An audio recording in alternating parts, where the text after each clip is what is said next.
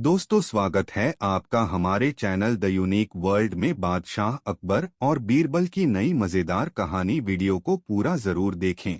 दोस्तों, एक बार बादशाह अकबर के शहर में एक व्यक्ति रहता था। उसके जीने का तरीका अजीब था। वह लोगों को बेवकूफ बनाकर पैसे कमाता था। एक बार वह बाजार में एक बहुत अमीर व्यापारी से मिला जो बाहरी देश से आया हुआ था। वह इस शहर में नया था, इसलिए जब धोखेबाज ने उसे अपने घर रात के भोजन के लिए आमंत्रित किया तो व्यापारी ने इस उम्मीद से आमंत्रण स्वीकार कर लिया कि इस नए शहर में उसके नए दोस्त बन जाएंगे। उस रात उन्होंने लाजवाब खाना खाया और बहुत देर तक बातें की। फिर व्यापारी और मेजबान सोने के लिए बिस्तर पर चले गए। अगली सुबह धोखेबाज ने व्यापारी से कहा, मैंने रात को आपको खाने पर आमंत्रित किया और एक अच्छे मेजबान की भूमिका निभाई। इस बात के लिए आप मुझे कैसे भुगतान करेंगे? व्यापारी पूरी तरह भ्रमित था। उसने कहा, मैं नहीं जानता कि तुम किस बारे में बात कर रहे हो। धोखेबाज बोला, आपने मेरा हीरा चोरी कर लिया है। मैं उसे वापस चाहता हूँ। व्यापारी ने कहा, मित्र, मैं नहीं जानता कि तुम किस हीरे की बात कर रहे हो। मुझे बिल्कुल पता नहीं है। उन दोनों में लड़ाई शुरू हो गई। आखिरकार वे दोनों इसके समाधान के लिए अदालत में जाने को तैयार हो गए। बादशाह अकबर दोनों की कहानी सुनकर हैरान हो गए। उन्होंने बीरबल को यह मामला सुलझाने को कहा। धोखेबाज ने कहा, महाराज, मेरे पास गवाह है जिसने व्यापारी को हीरा चोरी करते हुए देखा है। बीरबल ने कहा, अपने गवाहों को बुलाओ, मैं इस बारे में उनसे कुछ पूछना चाहूंगा। एक नाई और दर्जी धोखेबाज के गवाह थे। बीरबल ने दोनों को अलग अलग कमरों में बैठा दिया। फिर उन्होंने मिट्टी का ढेर देकर हीरे के आकार के रूप में करने को कहा। नाई ने अपने जीवन में कभी हीरा नहीं देखा था। उसके पिता ने उसे बताया था कि नाई का हीरा उसका उस तरह होता है। इसलिए उसने मिट्टी को उस तरों की तरह आकार दे दिया। दर्जी की मां ने भी कहा था कि दर्जी का हीरा उसकी सुई होती है, इसलिए उसने मिट्टी को सुई की तरह आकार दे दिया। जब बीरबल ने देखा कि दोनों गवाहों ने क्या बनाया है तो वह बोला, जहांपना, इन दोनों में से किसी ने भी हीरा नहीं देखा है, तो कैसे इन दोनों ने व्यापारी को हीरा चोरी करते हुए देखा है? यह कहानी झूठी है। व्यापारी निर्दोष है। यह साबित होता है कि धोखेबाज ने नाई और दर्जी को झूठे गवाह बनने के लिए रिश्वत दी है। व्यापारी खुशी से वापस अपने घर चला गया, जबकि धोखेबाज को कैदखान में डाला दिया गया। दोस्तों, वीडियो को एक लाइक जरूर करें। बीरबल और 3 गुड़िया। दोस्तों, एक बार एक कलाकार 3 सुंदर गुड़ियों को लेकर बादशाह अकबर के दरबार में आया। ये गुड़िया बिल्कुल एक समान थी। उनमें इतनी समानता थी कि उनके बीच अंतर करना बहुत मुश्किल था। अकबर को गुड़िया बहुत प्यारी लगी।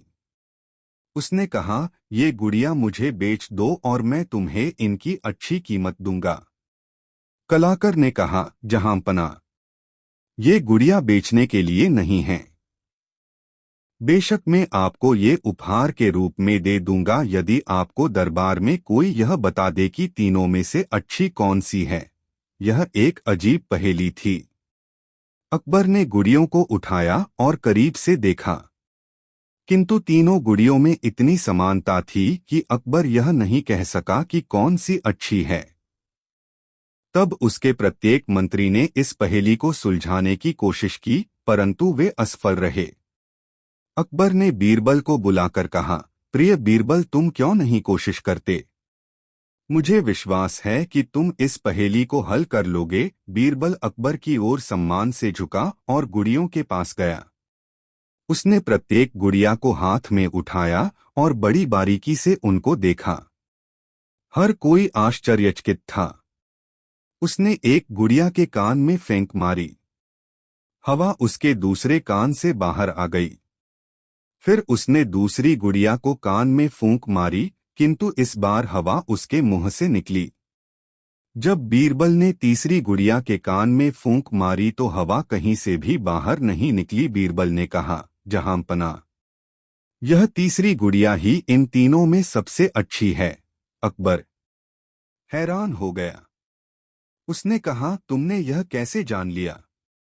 बीरबल ने कहा, मेरे मालिक, यह तीनों गुड़िया तीन व्यक्तियों की तरह है। जब मैंने पहली गुड़िया के कान में फूंक मारी तो यह दूसरे कान से बाहर आ गई।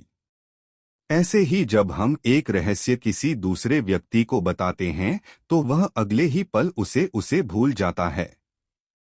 जब मैंने दूसरी गुड़िया के कान में फूंक मारी तो वह उसके मुंह से बाहर निकल गई। ऐसे ही कुछ व्यक्ति जो कुछ सुनते हैं उसे शीघ्र ही दूसरे व्यक्ति को बता देते हैं।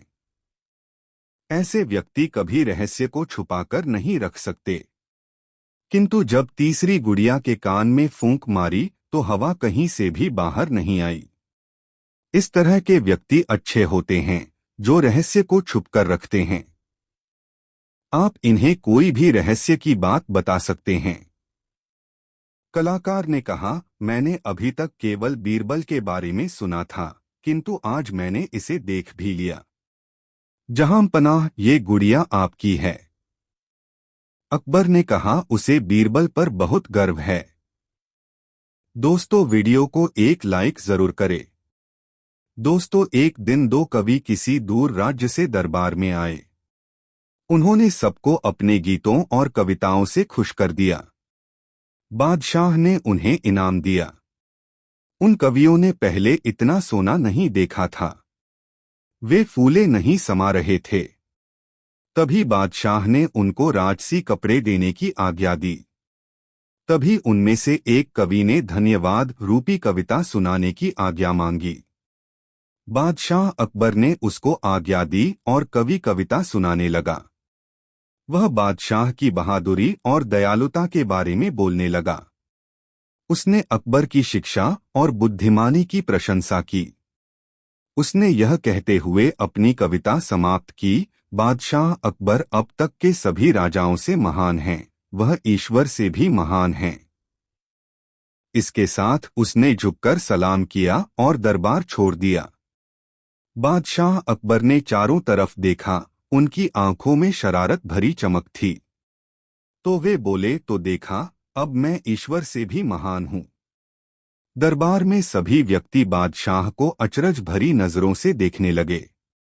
क्या इन्होंने सच में कवि के शब्दों पर भरोसा कर लिया? शायद नहीं, लेकिन उन्हें भरोसा भी नहीं था। बादशाह अकबर ने अपने सभी मंत्रियों, सेनापतियों, सलाहकारों की ओर देखा। वह यह देखना चाहते थे कि उनमें सच बोलने की ताकत है या नहीं। सभी बादशाह की तरफ देखने लगे। तो क्या सभी लोग मेरी इस बात से सहमत हैं? बादशाह कुछ चिढ़ते हुए बोले। किसी में भी असहमति दिखाने की हिम्मत नहीं थी। धीरे धीरे एक के बाद एक झुककर बादशाह को सलाम करते हुए बोले, हाँ जहांपनाह, आप ठीक कहते हैं। बादशाह अकबर सोचने लगे, सभी दरबारी मूर्खता दिखा रहे हैं। वे बीरबल की तरफ मुड़े और बोले, और तुम बीरबल, क्या तुम भी सहमत हो? हाँ, क्यों नहीं, बीरबल ने तुरंत जवाब दिया। बादशाह की चिढ़ बढ़ने लगी। जहांपनाह, आप वह कर सकते हैं जो ईश्वर नहीं कर सकता। बीरबल बोले, अगर आपका कोई विषय आपको नाखुश करता है जहांपनाह, आप उसे या तो तीर्थयात्रा पर भेज देते हैं या अपनी सल्तनत से मिटा देते हैं, लेकिन ईश्वर नहीं। ईश्वर पूरी पृथ्वी, आकाश और स्वर्ग पर राज करते हैं। पूरे संसार में ऐसी कोई जगह नहीं है जो ईश्वर से संबंधित न हो, इसलिए वह किसी भी जीव को मिटाता नहीं है। बादशाह का गुस्सा गायब हो गया। बिल्कुल ठीक कहा, बीरबल खुशी से बोले। और फिर दरबार के हर कोने से दरबारी मुस्कराने लगे और फिर हंसने लगे। बीरबल ने दोबारा जादू कर दिखाया। शिक्षा कभी भी अपने मालिक को नीचा नहीं दिखाना चाहिए, लेकिन जब आप उसकी प्रशंसा करें तो प्रशंसा प्रामाणिक होनी चाहिए। यह मुश्किल नहीं है। अगर आपसे श्रेष्ठ लोग अपनी कमियों को जानते हैं तो आपकी झूठी प्रशंसा आपको परेशानी में डाल सकती है। दोस्तों, कहानी कैसी लगी कमेंट में जरूर बताएं। धरती का बीज। दोस्तों, एक बार बादशाह ने बीरबल से कहा, बहुत से प्रश्न ऐसे हो सकते हैं जिनका उत्तर कोई नहीं दे सकता। तुम भी नहीं दे सकते। ऐसे प्रश्न मैं पूछ सकता हूं। पूछिए, बीरबल ने सहज भाव से उत्तर दिया। तुम उत्तर नहीं दे सकोगे। उत्तर देने की पूरी कोशिश करूंगा। आप प्रश्न पूछे। बीरबल बोले, तो बताओ, धरती का बीज कहाँ है? बादशाह ने पूछा। बीरबल ने देखा, बादशाह का एक मुहलगा खोजा मुस्करा रहा था। बीरबल से वह खोजा बहुत जलता था। बीरबल बोला, उत्तर तो मैं अभी दूंगा। जिसने प्रश्न पूछा है बादशाह सलामत, वह स्वयं क्यों नहीं पूछ सका? खैर, उसके और प्रश्न हो तो वे भी कर लीजिए। एक साथ उत्तर दे दूंगा। बादशाह मुस्कराए। वास्तव में खोजे ने 3 प्रश्न पूछे थे। धरती का बीज कहाँ है? धरती पर कितने मर्द हैं? आकाश में कितने तारे हैं? धरती पर कितने मर्द हैं?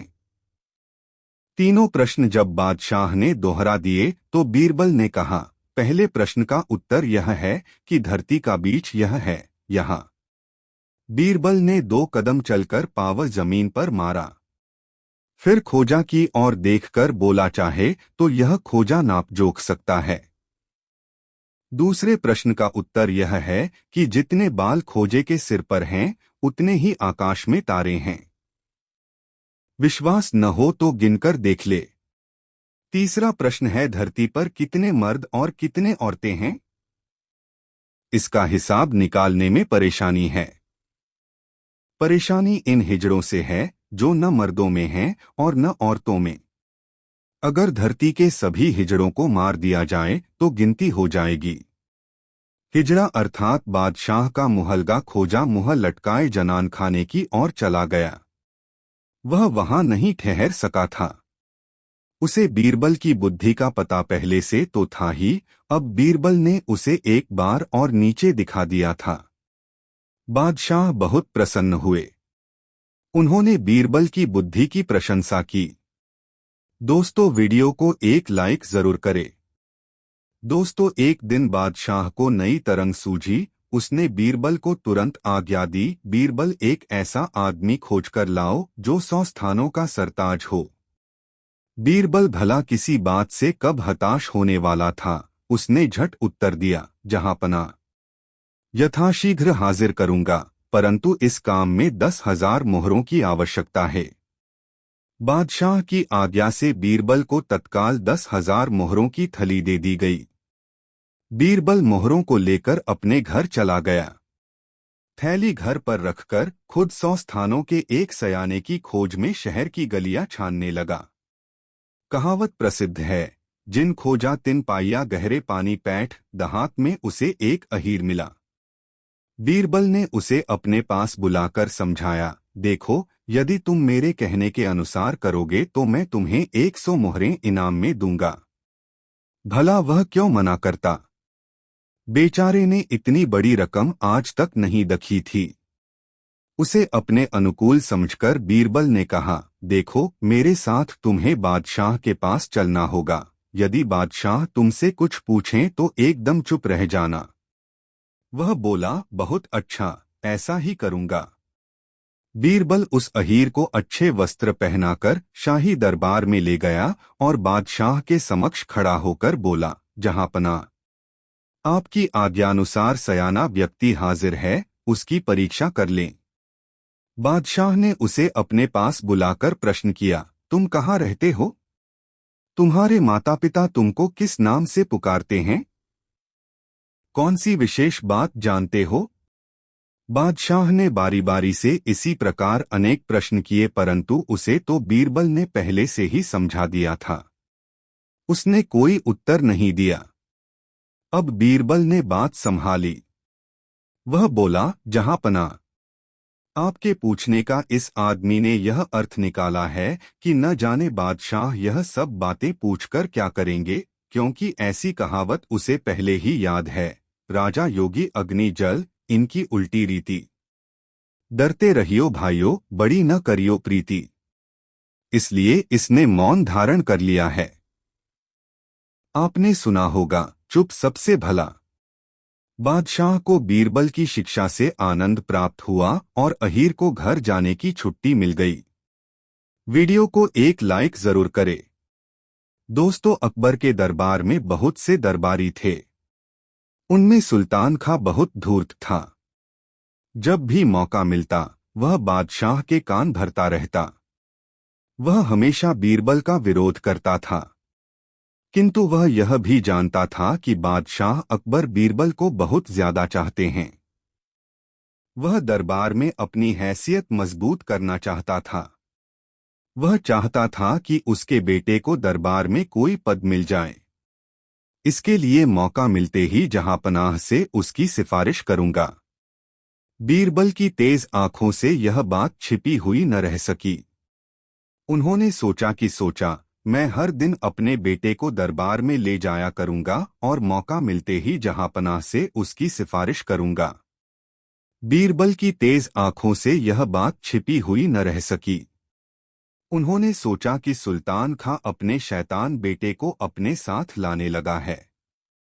दरबार में खंजाची का पद खाली है। वह इस पर अपने बेटे को नियुक्त कराना चाहता है। एक बार की बात है, दरबार लगा हुआ था। तभी अकबर ने देखा कि सब लोग आ गए हैं। बीरबल अभी तक दरबार में नहीं आए हैं। उन्होंने पूछा, बीरबल कहाँ हैं?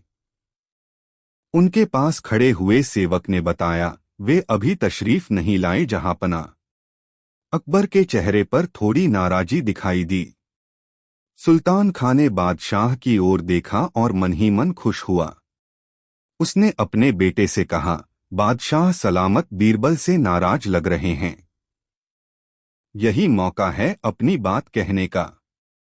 वह अपनी जगह से उठा और बादशाह से निवेदन किया, जहांपना, आजकल बीरबल दरबार के प्रति लापरवाह हो गए हैं। उन्हें दरबार के वक्त का पाबंद तो होना ही चाहिए। अकबर ने कहा, लगता है उन्हें सबक सिखाना पड़ेगा। सुल्तान खां ने उनकी हाँ में हाँ मिलाई और बोला, जी जहांपना।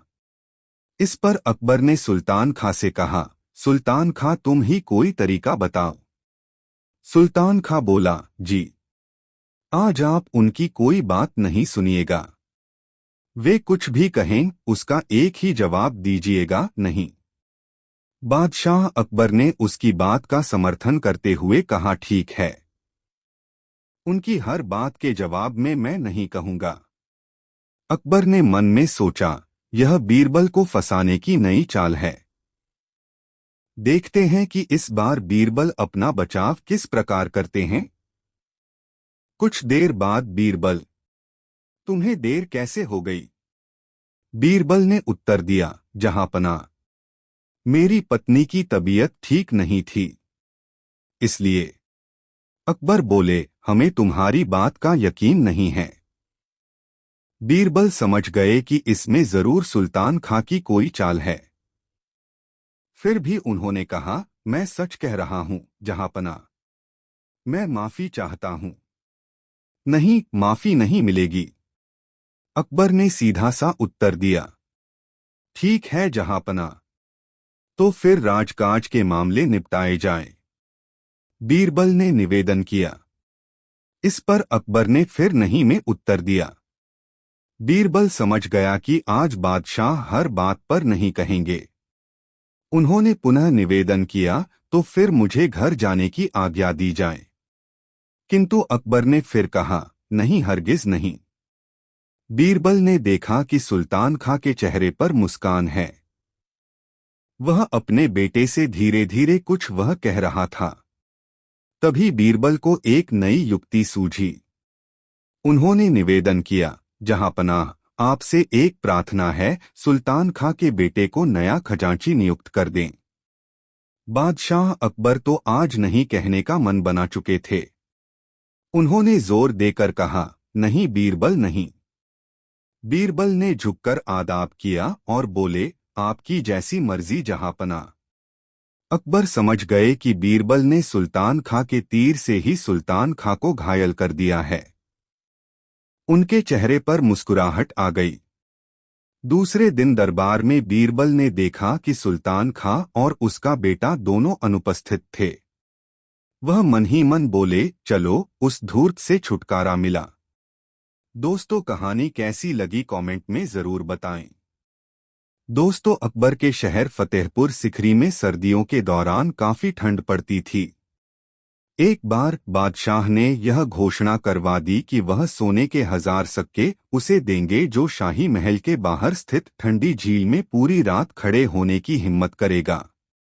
कई दिनों तक अकबर के पास कोई भी नहीं आया। फिर एक दिन एक गरीब ब्राह्मण दरबार में आया। अकबर उस गरीब आदमी को देखकर हैरान रह गए। वह बहुत कमजोर और बीमार था। अकबर ने पूछा, तुम काफी कमजोर और बीमार हो, तुम इस मुश्किल चुनौती को क्यों लेना चाहते हो? ब्राह्मण बोला, मेरे राजा, मैं एक गरीब आदमी हूँ। मेरे छोटे छोटे बच्चे हैं जो भूखे हैं। मुझे पैसों की जरूरत है। अकबर राजी हो गए। ब्राह्मण को 2 पहरेदार झील में लेकर गए। ब्राह्मण ने अपने सारे कपड़े उतारकर जल में प्रवेश किया और पहरेदारों की निगरानी में बर्फ जैसे ठंडे पानी में पूरी रात खड़ा रहा। अगली सुबह पहरेदार ब्राह्मण को दरबार में लेकर गए। अकबर ब्राह्मण की बहादुरी पर हैरान था।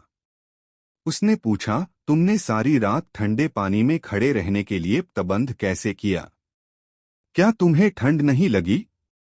ब्राह्मण ने कहा, जी महाराज, मुझे बहुत ठंड लग रही थी, पर तभी मैंने उन दीपकों को देखा जो महल के मीनारों में चमक रहे थे। मैं सारी रात उन्हें देखता रहा और उन्होंने मुझे गर्म रखा। जब अकबर ने यह सुना तो वह ब्राह्मण से बोला, दीपक ने सारी रात तुम्हें गर्म रखा है, यह तो धोखेबाजी है। तुमने अपना कार्य ईमानदारी से नहीं किया। तुम्हें कोई सोना नहीं मिलेगा। और उसने पहरेदारों को आदेश दिया कि वे ब्राह्मण को दरबार से बाहर निकाल दें। गरीब ब्राह्मण बहुत परेशान था। वह जानता था कि बादशाह ने उसके साथ अन्याय किया है, लेकिन बादशाह के साथ तर्क कौन करता? वह दुखी होकर घर चला गया। जब यह सब हुआ तब बीरबल दरबार में उपस्थित था। उसने सोचा, बादशाह बहुत मनमानी कर रहे हैं।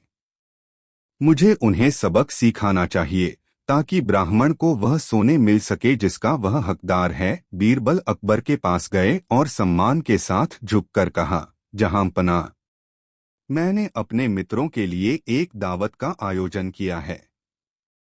मैं आपको और सभी मंत्रियों को आमंत्रित करना चाहता हूं। कृपया आज शाम को दावत के लिए मेरे घर पर पधारें। अकबर यह सुनकर बहुत खुश हुआ। शाम को अकबर ने खबर भिजवाई कि वे आ रहे हैं। परंतु बीरबल ने कहला भेला कि अभी खाना तैयार नहीं हुआ है। जब तैयार हो जाएगा तो खबर भेज दूंगा। जब बहुत देर तक खबर नहीं आई तो अकबर स्वयं अपने मंत्रियों के साथ बीरबल के घर पहुंच गया। पर जब उन्होंने बीरबल को घर के आंगन में देखा तो वे हैरान रह गए। बीरबल थोड़ी सी आग जलाकर उसके पास बैठा हुआ था, जबकि जो बर्तन आग पर होना चाहिए था वह एक पेड़ की एक शाखा पर ऊंचा लटक रहा था। अकबर ने बीरबल से पूछा, तुम्हें क्या लगता है कि तुम क्या कर रहे हो? बीरबल ने कहा, जिले सुभानी, मैं हम सभी के लिए स्वादिष्ट खिचड़ी बना रहा हूं। इस बात पर बादशाह जोर से हंसने लगे। उन्होंने कहा, मूर्ख, तुम्हें क्या लगता है आग से गर्मी खिचड़ी तक पहुंच जाएगी? तुमने बर्तन ऊंची शाखा पर रख दिया है। बीरबल ने कहा, महाराज, आग की गर्मी बर्तन तक उसी प्रकार पहुंच जाएगी जिस प्रकार महल के दीपक से गर्मी उस दिन गरीब ब्राह्मण तक पहुंची थी। अकबर ने हंसना बंद कर दिया। उन्हें एहसास हो गया कि बीरबल क्या कहना चाहता है। अगले दिन उन्होंने ब्राह्मण को बुलाया और वादे के अनुसार उसे 1000 सेने के सिक्के दिए। ब्राह्मण ने बादशाह का आभार व्यक्त किया और आशीर्वाद दिया। अकबर ने बीरबल को देखा तो बीरबल मुस्करा दिए। दोस्तों, एक बार बादशाह अकबर ने दरबार में यह घोषणा करवाई कि उनका पोता पूरे देश में सबसे सुंदर बच्चा है। वह अपने नवजात पोते को बहुत प्यार करते थे। अकबर अपने पोते से इतना अधिक प्यार करते थे कि उस बच्चे के जन्म के बाद अकबर मुश्किल से सम्राट के रूप में अपने कर्तव्यों पर ध्यान केंद्रित कर पा रही थे। वह बच्चे के साथ पूरा दिन खेलते रहते थे। इससे सभी मंत्री बहुत परेशान हो गए। इसलिए जब अकबर ने कहा कि उसका पोता देश का सबसे सुंदर बच्चा है, तो बीरबल ने कहा, जहां पनाहा, कृपया नाराज न हुआ। राजकुमार निसंदेह बहुत खूबसूरत हैं, पर मेरे ख्याल से और भी बच्चे हैं जो इनसे भी ज्यादा सुंदर हैं। अकबर ने जब यह सुना तो वे बहुत क्रोधित हुए। उसने कहा, तुम ऐसा कैसे कह सकते हो? मैं सभी मंत्रियों को यह आदेश देता हूं कि वह उस बच्चे को लेकर आएं जिसे वह सबसे ज्यादा सुंदर समझते हैं। यदि वह बच्चे मेरे पोते से ज्यादा सुंदर हुए तो मैं सहमत हो जाऊंगा, जैसा बीरबल ने कहा है। इसलिए अगले दिन हर मंत्री अपने साथ एक बच्चा लेकर दरबार में आया, पर बीरबल कहीं दिखाई नहीं दे रहा था। फिर कुछ समय के बाद बीरबल दरबार में आया। वह पसीने से भीगा हुआ था। अकबर ने पूछा, कहाँ है वह बच्चा जिसे तुमने मेरे पोते से ज्यादा सुंदर बताया था? बीरबल ने कहा, महाराज, मैंने दरबार में बच्चे को लाने की कोशिश की, लेकिन उसकी मां ने मुझे ऐसा करने नहीं दिया। यदि आप एक सामान्य इंसान की तरह तैयार हो सकते हैं तो हम बच्चे को दिखने के लिए जा सकते हैं। अकबर और उसके कुछ मंत्रियों ने सामान्य लोगों की तरह कपड़े पहन लिए और बीरबल के साथ उस बच्चे को देखने चल पड़े। लंबे समय तक चलने के बाद वे एक झोपड़ी के पास पहुंचे। एक बच्चा झोपड़ी के बाहर गंदगी के ढेर पर खेल रहा था। वह गंजा था और धूल में लिपटा हुआ था। उसकी एक आंख दूसरी आंख से छोटी थी और उसकी नाक से पानी गिर रहा था। अकबर ने बीरबल से कहा, आपको लगता है कि यह बच्चा राजकुमार से अधिक सुंदर है? यह तो बहुत ही बदसूरत है। जैसे ही अकबर ने यह कहा, बच्चे की मां झोपड़ी से बाहर आ गई। वह उस आदमी पर बहुत गुस्सा होने लगी जो उसकी झोपड़ी के सामने खड़ा होकर उसके बच्चे को घूर रहा था। उसने कहा, तुम कौन हो? तुम्हारी हिम्मत कैसे हुई मेरे बच्चे को बदसूरत कहने की? निकल जाओ यहाँ से। और फिर उसने बच्चे को गोद में उठा लिया, अपने साड़ी के पल्लू से उसका चेहरा पोंछते हुए उसे चूम लिया। उसने बच्चे से कहा, मेरे प्यारे बेटे, इन लोगों को मत सुनो, तुम इस देश में सबसे सुंदर बच्चे हो। और वह छोटे बच्चे को अंदर ले गई। अकबर समझ गया कि बीरबल क्या कहना चाहता था। उसने कहा, अपने माता पिता के लिए हर बच्चा देशा में सबसे सुंदर होता है। बीरबल मुस्कराया और कहा, और समय आने पर अपने दादा दादी के लिए भी। दोस्तों, कहानी कैसी लगी कमेंट में जरूर बताएं। दोस्तों, एक दिन शीतकाल में कुछ लोगों के साथ बादशाह हवा सेवन के लिए नगर से बाहर निकला।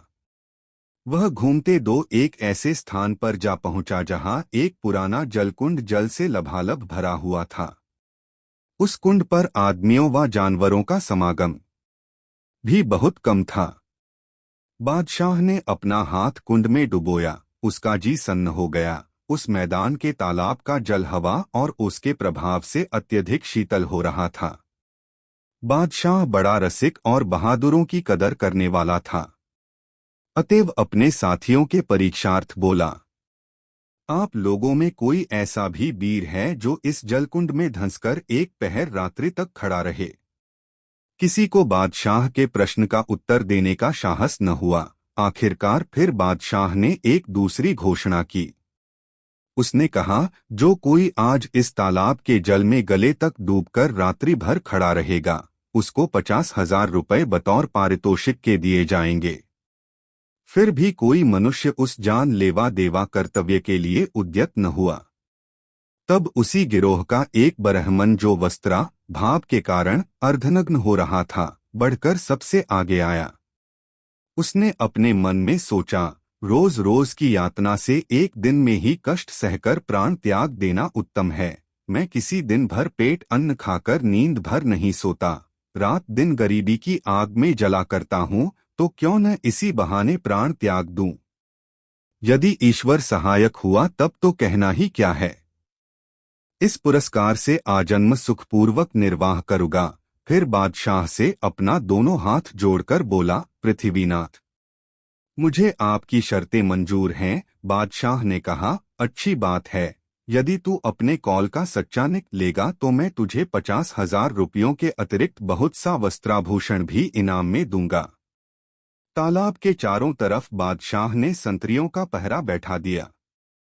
फिर वह दीन ब्राह्मण नंग धड़ंग होकर उस जल में बैठा और राम राम करके सारी रात बिता दी। जब सबेरा हुआ तो रुपए लेने की लालच से अपनी गीली धोती निचोड़ता हुआ गिरता पड़ता दरबार में हाजिर हुआ। साथ में वे सब पहरे के संतरी भी थे। बादशाह ने संतरियों से ब्राह्मण के सच्चे झूठे के निस्बत साक्षी ली। सबों ने एक स्वर से उसका सच्चा होना स्वीकार किया। बादशाह ने ब्राह्मण को रुपए देने की आज्ञा दी। मसल मशहूर है, तेली का तेल जले और मशालची को पीड़ा हो, परिश्रम किसने की और पुरस्कार कौन देगा, इसका ख्याल न कर कुछ कुटिल दरबारी जल गए और वे इस उपाय में लगे कि येन केन उपायन इसको यह द्रव्य न मिले। उनमें से एक सर्वश्रेष्ठ कुटिल चुपके से उठकर एक संतरी से जा मिला और उसे उल्टी सीधी सिखाकर बादशाह के यह सन्मुख खड़ा किया। वह बोला, पृथ्वीनाथ, यह ब्राह्मण तो जल में कंडा हो गया होता, परंतु इसने एक चालाकी की थी जिससे जीता बच गया। सामने पहाड़ पर आग जल रही थी, यह उसो को देखता हुआ उसकी गर्मी के सहारे से खड़ा रह गया। बादशाह बोला, क्यों, क्या यह संतरी सच कह रहा है? इस पर एक दूसरे संतरी ने भी हामी भर दी। तब बादशाह उस ब्राह्मण से बोला, देखो तुम अपने कौल पर नहीं रहे बल्कि अग्नि को देखकर रात बिताया है, अतएव तुमको पुरस्कार के रुपए नहीं दिए जाएंगे। उस उपस्थित मंडली में एक भी व्यक्ति ऐसा नहीं निकला जो उस दीन की सहायता करता। आखिरकार रोता बिलखता हुआ बीरबल के घर पहुंचा। उसका आद्योपांत समाचार सुनकर बीरबल ने उसे ढांढस दिया और उसे चुपचाप घर जाकर बैठने की सम्मति देकर विदा किया। दूसरे दिन जब बीरबल को दरबार जाने का समय हुआ तो एक नई तरकीब सोचकर निकाली। मार्ग में एक नदी का तट मिला, वहीं पर रुककर झटपट पड़ोस के गांव से एक बड़ा लंबा बांस मंगवाया और उसके सिरे पर एक काली हड़िया बांधकर उसमें पानी और थोड़ा दाल चावल छोड़कर बांस के तने को जमीन पर गाड़ दिया और उससे सटकर आग जलाना शुरू किया। जब दरबार के समय बादशाह अपनी सभा में आया तो बीरबल अनुपस्थित था। वह उसके आने की प्रतीक्षा करने लगा। जब इस प्रकार घंटों हो गया और बीरबल नहीं आया तो उसे चिंता हुई और तुरंत बीरबल को बुलाने के लिए एक द्रुतगामी दूत को भेजा। बीरबल के घर पहुंचकर उस सिपाही को विदित हुआ कि बीरबल नदी तट पर किसी कार्यवश गया है। वह सीधे नदी तट की तरफ मुड़ा और वहां पहुंचकर बीरबल से बादशाह की आज्ञा सुनाकर बोला, आपको बादशाह शीघ्र बुला रहे हैं। बीरबल ने कहा, भाई थोड़ी सब्र कर, फिर चलता हूँ। सिपाही बोला, यह आप क्या कर रहे हैं? बीरबल ने उत्तर दिया, क्या तू इतना भी नहीं समझता? मैं खिचड़ी पका रहा हूँ। सिपाही बीरबल के चरित्रों से परिचित था, अतएव उसने उसमें कुछ रहस्य की बात समझकर हंसता हुआ चला गया। दरबार में पहुंचकर उसने बीरबल का सारा वृतांत कह सुनाया। बादशाह बीरबल से मिलने के लिए और भी उत्सुक हुआ। कुछ समय और प्रतीक्षा करने पर जब वह न आया तब उसे बुलाने के लिए एक दूसरे आदमी को भेजा। वह भी वही पहले सा सूखा उत्तर लेकर लौटा। बादशाह मिनट 2 पर उसे बुलाने को आदमी भेजने लगा, परंतु बीरबल सबको यही एक उत्तर देकर लौटाता, भाई खिचड़ी पका रहा हूँ, थोड़ी देर में आता हूँ। बादशाह को बीरबल की बाट निहारते निहारते कई घंटे हो गए और दरबार का सारा काम इसी आवाजाही के कारण बंद रहा। बीरबल की ऐसी धृष्टता बादशाह को असह्य हो गई और वह क्रोध में परिणत होकर बोला, वाह, मुझे प्रतीक्षा करते करते कई घंटों का समय व्यतीत हो गया और अभी तक उसकी खिचड़ी न पकी। मैं स्वयं चलकर उसकी खिचड़ी देखता हूँ। बादशाह कुछ लोगों को साथ लेकर स्वयं उस स्थान पर गया जहाँ महाशय बीरबल की खिचड़ी पक रही थी। अजीब दृश्य था। ऊपर बांस के सिरे में बंधी हुई एक काली हाड़िया टंगी थी और वह नीचे घास सुलगाकर खिचड़ी पका रहा था। बादशाह बोला, बीरबल, यह तू क्या कर रहा है? बीरबल ने उत्तर दिया, पृथ्वीनाथ, खिचड़ी पका रहा हूँ। बादशाह, मैं देखता हूँ कि आज तुम्हारा दिमाग घूमा हुआ है। भला आकाश में हड़िया टांगकर कहीं जमीन पर घास सुलगाने से खिचड़ी पक सकती है?